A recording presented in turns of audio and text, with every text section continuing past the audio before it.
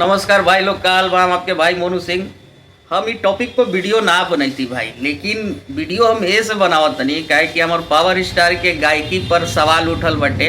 आ जब उनका गायकी पर सवाल उठी तो भाई वीडियो तो बनबे करी। तो पहले ई गुरु जी के गाना तनी सुनल लोग, स्टेज के आलाप।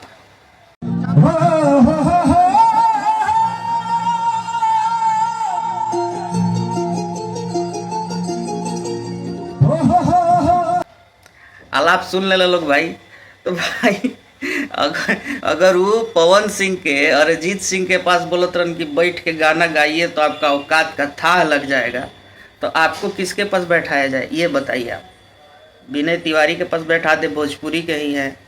कल्लू जी के पास बैठा दे, नीलकमल सिंह के पास बैठा दे, किसके पास बैठाएं आप? जो भी सिंगर सेलेक्ट कर लीजिए भोजपुरी में, जो अभी मतलब एक लेवल पे गाना गा रहे अच्छा, किसी के सामने भी अगर हारमोनियम पकड़ के बैठा दिया जाए ना, तो आप किसी के सामने नहीं टिक पाइएगा गायकी में। तो आप ना दूसरों को जज करने से अच्छा है ना, खुद के अंदर के टैलेंट को थोड़ा सा करिए।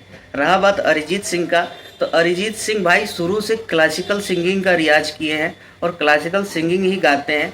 तो उनका जो है ना अलग विधा है, पवन सिंह का अलग विधा है। शुरू से पवन सिंह भोजपुरी गायक है और भोजपुरी में अपना डंका बजा के रखे हुए।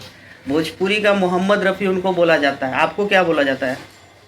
हैं तू अरिजीत सिंह से कंपेयर करत तरह, तो हमने क्या करी जाता है? केकरा से कंपेयर करेगी जाए? अरिजीत सिंह के मौसा से जे कहो जिन में गए गाना नहीं खन गईले उनकरा से तार कंपेयर हो सकता, शायद उनको से खराब तो गा पैबो। ये सब बात ना करे के चाहिए।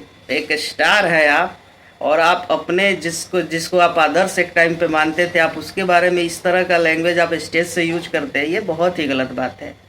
बाकी भाई लोग कमेंट में तनी प्यार बरसाओ लोग, बढ़िया से वीडियो के ढेर शेयर करिए लोग, जितना भी पावर स्टार के फैन है, और लाइक शेयर तो करिए। जवाब एकदम love you all, happy Holi advance में सबको, लव यू।